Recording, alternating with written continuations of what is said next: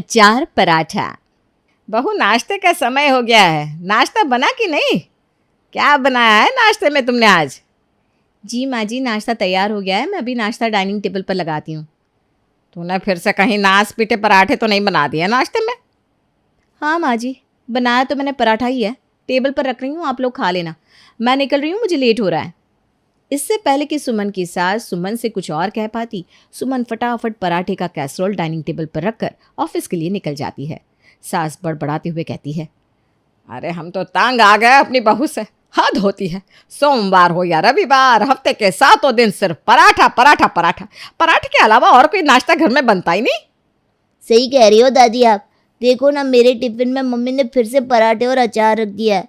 अब तो मेरे स्कूल के दोस्त भी मजाक बनाने लगे, कहते हैं मेरी मम्मी कहीं दिल्ली के पराठे वाली गली में तो नहीं रहती। भाग्यवान, जब से तुमने सुमन के घर में आने के बाद किचन में जाना छोड़ा है, तब से मुझे लगता है कि मैंने पराठे के अलावा और कुछ खाया ही नहीं। अरे मैं तो कहता हूँ सुबह का नाश्ता तुम ही बना दिया करो ना प्लीज़, कम से कम कुछ ढंग का खाने को तो मिलेगा। अरे चुप करिए आप, सारी जिंदगी मैं आप लोगों को बना बना कर खिलाती रही हूँ। अरे बहू के आने के बाद भी मैं ही बनाऊंगी तो फिर वो क्या करेगी? जब मैंने रसोई से त्याग पत्र दे दिया है तो दे दिया, जो भी खाना हो अपनी बहू से कहा करो, मेरा दिमाग मत खाओ। सुमन एक वर्किंग वुमन थी। सुबह से शाम तक ऑफिस में काम करने के बाद घर में नाश्ता खाना बनाने की और घर पर बाकी सारे कामों की भी पूरी जिम्मेदारी सिर्फ सुमन की ही थी। फिर भी वो अपनी तरफ से पूरी कोशिश करती थी कि सबको खुश रख सके, लेकिन फिर भी ऐसा नहीं हो पाता था। सुमन चाहे जितनी कोशिश करती, लेकिन फिर भी कुछ न कुछ कमी रह जाती थी। शाम के समय, आज ऑफिस में बहुत काम था, बहुत थक गया हूँ, बहुत भूख लगी है, खाने में कुछ अच्छा सा बना दो ना। अरे खाना तो मैं बना चुकी हूँ, आप फ्रेश होकर आइए, मैं खाना टेबल पर लगाती हूँ। रमन फ्रेश होकर डाइनिंग टेबल पर आता है और जैसे ही खाने के लिए कैसरोल का ढक्कन खोलता है उसका मूड खराब हो जाता है। ये क्या बात हुई सुमन? पिछले लगातार 4 दिनों से हम लोग रात में सिर्फ दाल चावल खा रहे हैं और आज तुमने फिर से वही बना दिया। दाल चावल के अलावा मार्केट में सब्जियां मिलनी बंद हो गई है क्या? आप तो ऐसे कह रहे हो जैसे मुझे अच्छा लगता है रोज दाल चावल बनाना, लेकिन मैं भी पूरे दिन ऑफिस में काम करके थक जाती हूँ और खाना बनाने के अलावा मेरे पास और भी बहुत सारे काम होते हैं जो मुझे रात में सोने से पहले खत्म करने होते हैं। चिंटू और आपके कपड़े प्रेस करना, सुबह की सब्जी की तैयारी करना, दिन के सूखे हुए कपड़ों को तय करके अलमारी में लगाना। इतना ही नहीं, चिंटू का होमवर्क भी पेंडिंग रहता है। आप तो आराम से खाना खाकर आराम करोगे, लेकिन मुझे तो सब देखना पड़ता है ना। लेकिन मेरी परेशानी तो जैसे कोई समझना ही नहीं चाहता। सुबह के खाने के बारे में तो तुम ऐसे बता रही हो जैसे तुम शाही पनीर और बिरयानी बनाकर जाती हो। अरे अचार पराठा ही तो बनाती हो और वही रूखा सूखा टिंडा और घिया उबाल कर चली जाती हो। खा खा कर ना भूख खत्म हो गई है पूरे घर परिवार की। अगर मेरे हाथ का खाना खाकर पूरे परिवार की भूख खत्म हो गई है तो आप ऐसा क्यों नहीं करते? एक खाना बनाने वाला रख लो, मुझे भी 2 पल का सुकून मिलेगा। महंगाई का जमाना है, देख रही हो तुम। हम 2 लोगों की तनख्वाह में घर का खर्चा तो बड़ी मुश्किल से चल पाता है और तुम कुक रखने की बात कर रही हो। भाई मैं कुक अफोर्ड नहीं कर सकता, थोड़ा हाथ पैर हिलाकर खाना बना लूंगी तो कुछ बिगड़ेगा नहीं। थोड़ी बहस के बाद रमन और सुमन दोनों सो जाते हैं। अगले दिन सुमन ऑफिस पहुंचती है तो उसका मूड अच्छा नहीं था। उसे परेशान देखकर उसकी दोस्त कहती है, क्या बात है सुमन, कुछ परेशान सी लग रही है? अरे क्या बताऊं यार, मैं तो तंग आ गई हूँ। कितना भी कर दो किसी को सेटिस्फेक्शन नहीं होती। पूरे पूरे दिन ऑफिस में काम करो, फिर घर जाकर घर के काम करो और उसके बाद लोगों को 56 भोग भी चाहिए।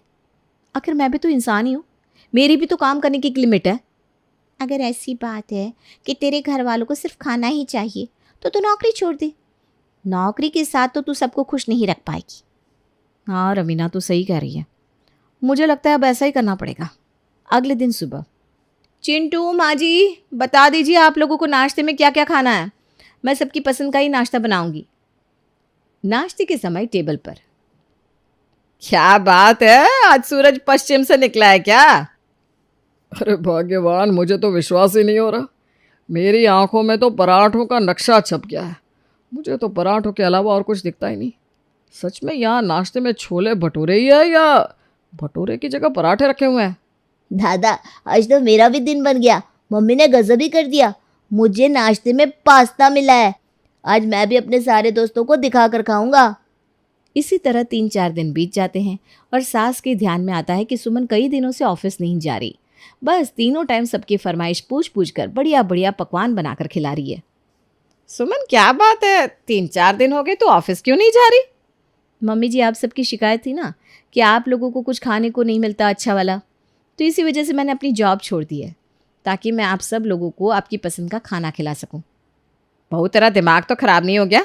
खाना बनाने के लिए जॉब कौन छोड़ता है? मैंने तो अपनी तरफ से पूरी कोशिश की माँ जी, लेकिन मैं आप लोगों को खुश नहीं कर पाई, इसीलिए मैंने अब ये फ़ैसला लिया है।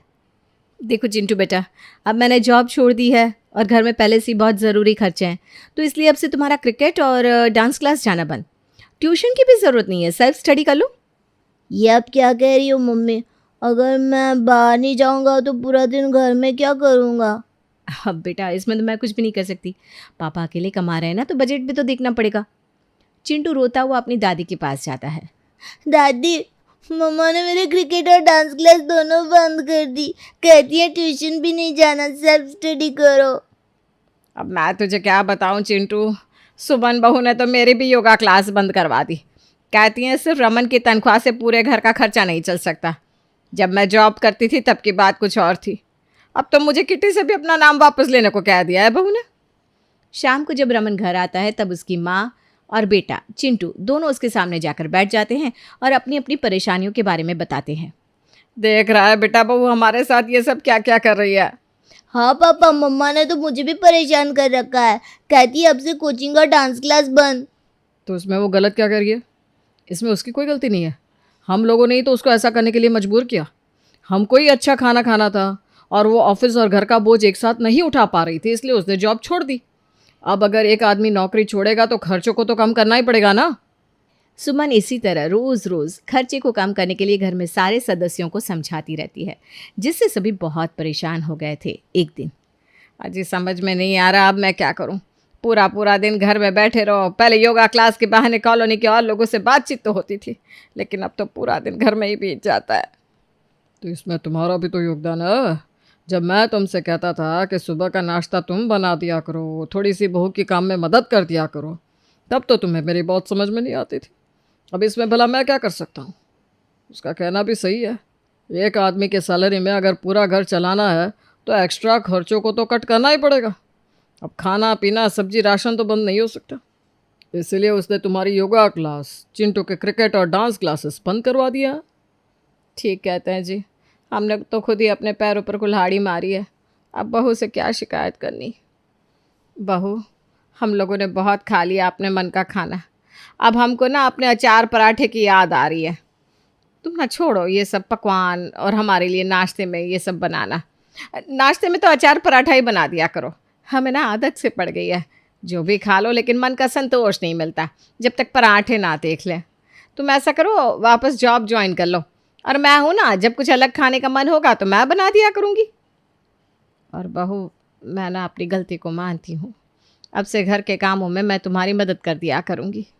यही बात तो माँ जी मैं आपसे पहले कहती थी कि अगर घर में सब लोग एक दूसरे का सहयोग करेंगे तभी जीवन की गाड़ी सही तरीके से चल सकती है।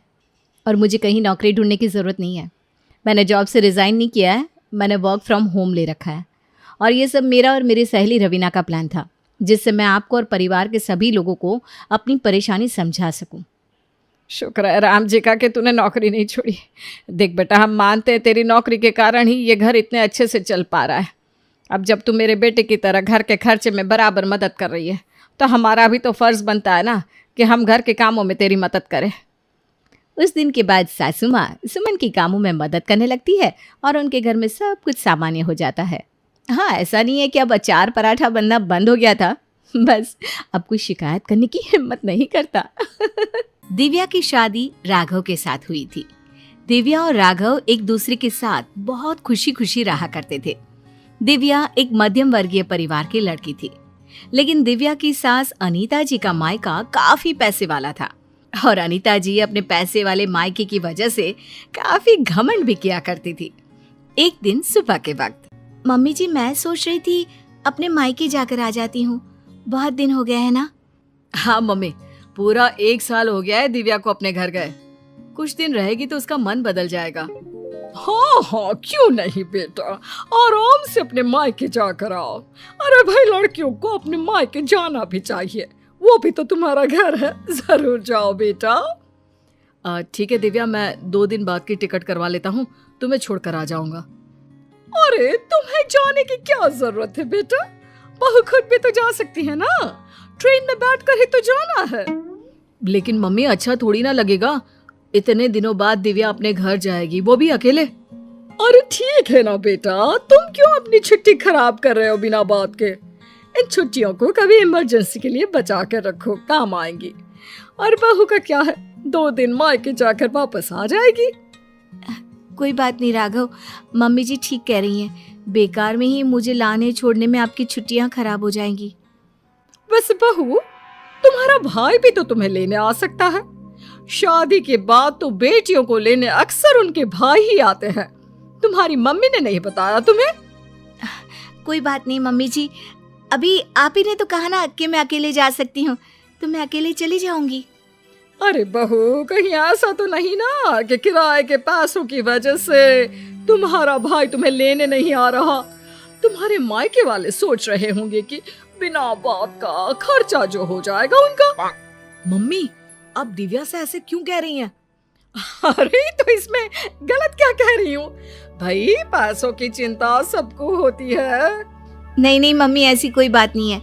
मेरे घर वाले मेरे किराए के पैसे तो कम से कम खर्च कर ही सकते हैं। 2 दिन के बाद दिव्या अकेले ही अपने मायके चली जाती है। उसके मायके जाने के बाद, राघव बेटा, तुम्हारी शादी ना हमने गलत घर में कर दी। अब क्या हुआ माँ, दिव्या से कोई शिकायत है क्या आपको? आपने मुझे उसके घर भी नहीं जाने दिया। अरे क्या करेगा वहां जाकर, जब भी जाता है ढंग के तोहफे तक नहीं देते वो लोग। वो तो ये भी नहीं जानते कि दामाद की खातिरदारी कैसे करनी चाहिए। मम्मी, आजकल के जमाने में कौन इन सब बातों के बारे में सोचता है? कभी तेरे पापा से पूछना, आज भी मेरे साथ जब मायके जाते हैं ना तेरी नानी के घर, तो पूछ कितनी खातिरदारी होती है उनकी वहां पर। और तोहफे तो इतने देती है तेरी नानी कि घर ही भर जाता है मेरा तो। लेकिन मम्मी, वो आपके मायके की परंपरा है ना, सब जगह ऐसा हो ये जरूरी तो नहीं। और हम दिव्या के घर वालों से ऐसी उम्मीद कैसे रख सकते हैं? अच्छा नहीं लगता मम्मी।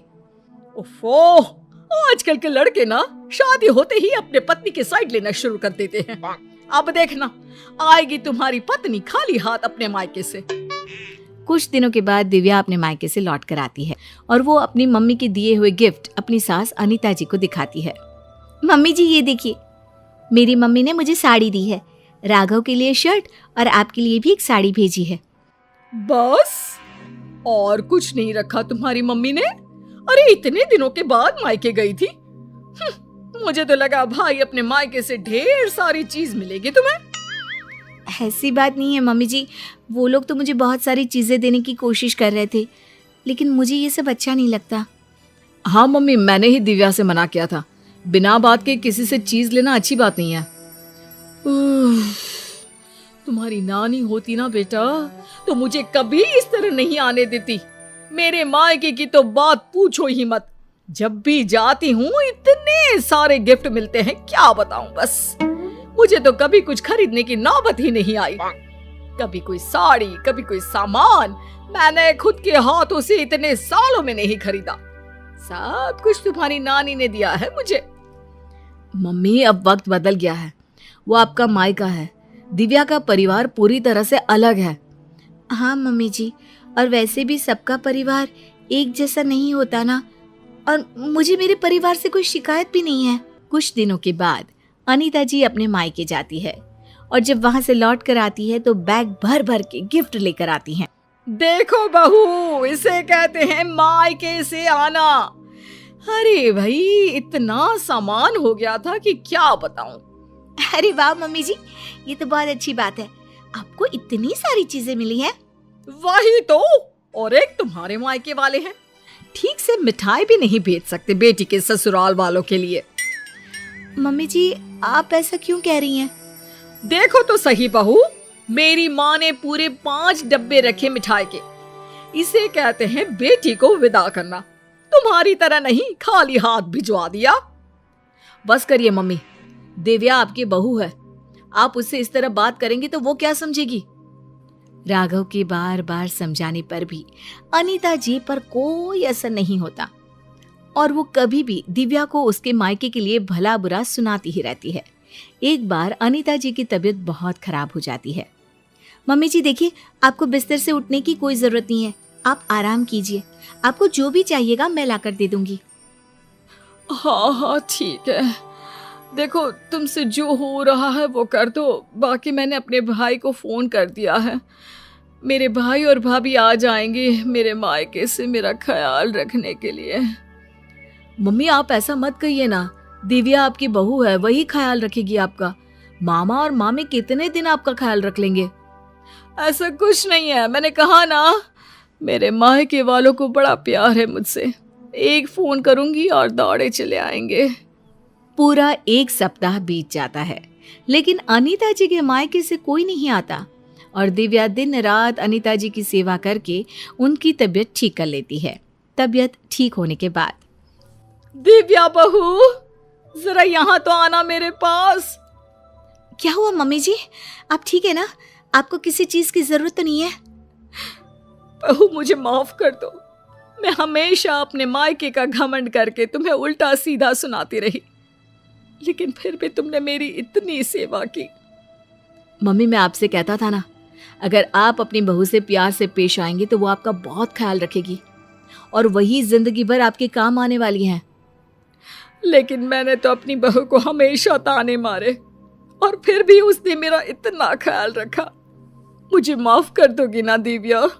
अरे मम्मी जी ऐसा मत कहिए, आप हमेशा मेरे मायके वालों को भला बुरा कहती रहती थी, लेकिन एक बात बताऊं, सबके घर वाले ना अलग अलग होते हैं, सबका अपना अपना नेचर होता है, लेकिन इसका मतलब ये नहीं कि मेरे मायके वाले मुझे प्यार नहीं करते, और इसका मतलब ये भी नहीं कि आप मुझे प्यार नहीं करती, है ना सच?